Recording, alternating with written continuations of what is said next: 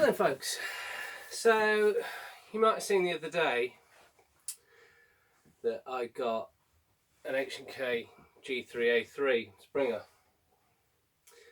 So without further ado, as you all asked me to review it, I'm going to show you the HFC Colt 25 non-blowback.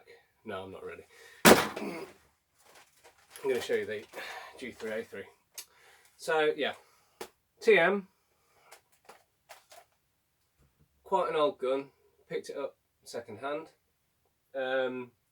It was noted as being in good condition. It wasn't quite in good condition. Outwardly, to look at it, you would think it's in good condition, but it had a drop. The inner supports, the little pins and things like that, crossing through from side to side. The mouldings around it are broken, so obviously it's been dropped at some point in this gun. But otherwise, it does function, and it isn't outwardly broken to look at. And it did have, and still does have, many little tiny white paint spots where somebody's had it in a room where they've been doing their emulsioning, by the looks of things. Oh yeah, there is a couple of outwardly visible cracks on the gun. There is one here. I have had this gun apart and glued any bits where I felt it needed gluing.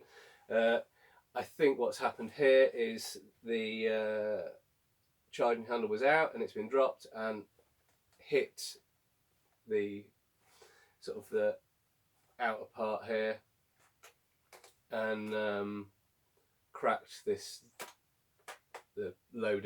cocking tube sort of assembly slightly at the top there. Nothing major, it still functions, glued it back together, it's fine. But yeah, like I said, it works and everything. But yeah, it is a hop-up version, this gun, but it isn't up to much really. When I first pulled it out and fired it, it was probably shooting below 20 meters. It wasn't even hopping twos properly. So I had a little tweak of the hop, and it's just hopping twos properly now, and it does so, I'd say, about just over 20 meters. So it's probably the longest Springer gun that I have, which shoots the least range in relativity to its length. But that's not important, is it? It's bloody G3A3, isn't it? Old one. So yeah, it's cool. It's got that. It's just cool. It's old. It's creaky. It's TM, as all TMs should be, especially the G3s. I love the slim handguard on these guns. It's just cool. It does have all the relevant markings, as well as obviously the Tokyo Marui markings, made in Japan there above the H&K markings. HGK mark at the back here, safety markings, G3 FS14 S278. No idea whether that's realistic to what it should be, but it's a marking. Yeah, so what can I say? It's a cool old creaky classic Springer. It does have the rotating rear sight. Pretty much everything on this gun is plastic, bar your little carry handle piece here, the little bit which clips around, and the wire Obviously the handle is plastic. I think the front sight might be metal, I'm not sure. The front sight is also adjustable, strangely enough. You can loosen this screw just at the back here and shift the front sight post about. Sling loops are metal. You've got one in the stock, as you would usually, and at the front here, but it's rather flimsy. It's like a picture hook rather than an actual real sling loop. Weight of the thing, it's light for its size, I'll say that. But you know, you don't expect anything too heavy from TM springers anyway. It would be quite easy to add extra weights into, should you so wish, if you found one yourself. I think I might add a few weights into it.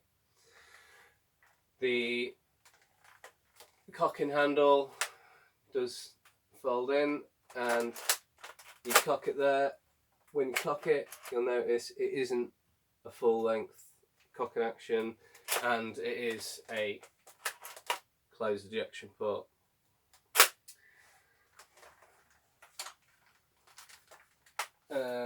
You don't have to fold it back in to fire it, but I often do. Take it off safe, so you have it in semi or auto to fire. And it's got quite a twang to it when you fire it. You can hear the spring vibrate quite a lot. Twang. What I found with all these long guns, Springer ones that TM do, is because of the way the nozzle meets up and the feed and everything, they don't have a very good seal between the piston and the barrel when it comes into battery.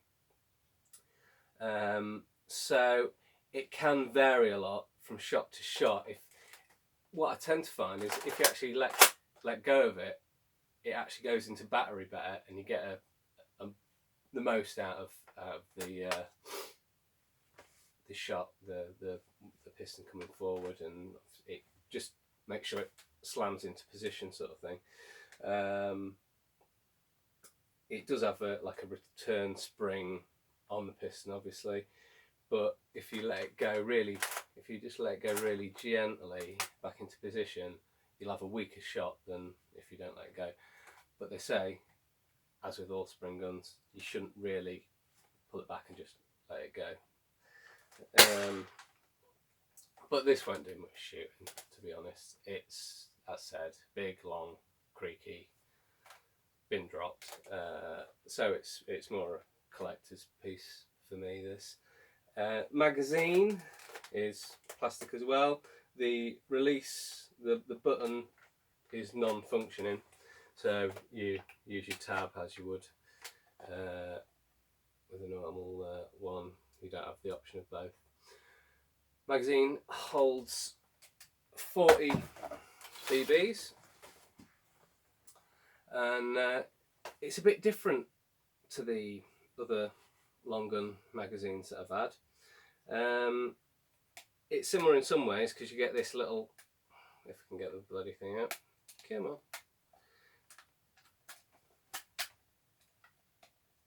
Watch me struggle.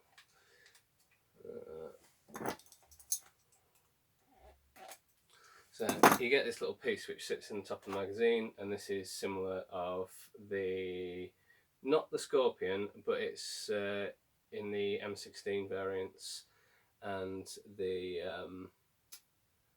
MP5. So that sits in the top, and then that's a little bit which sits on the feed chute, and basically what that does is act as a little bit that you can pour BBs into, although the one on my XM177 that I have is missing. Not that it's particularly useful, to be honest.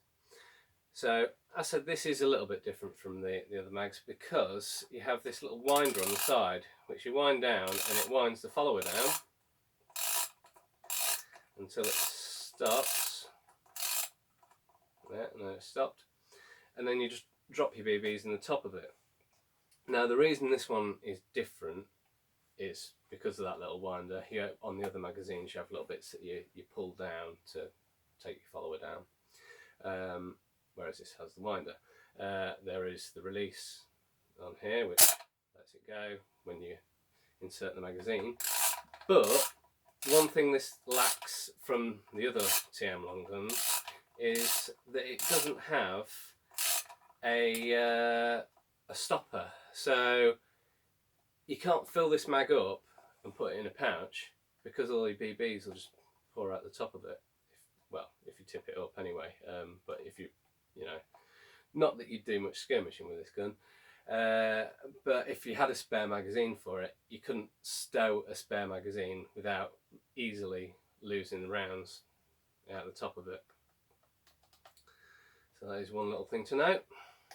Should go in there somehow. Is it the wrong way around? It is. There we go. So yeah, it is a rather kooky, interesting old gun for me anyway. I've always liked the G3s.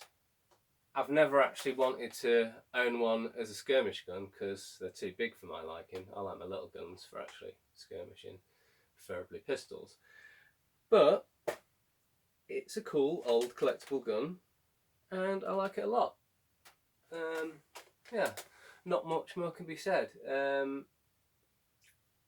As always, thank you for watching, and hopefully I'll see you all soon. Cheers guys.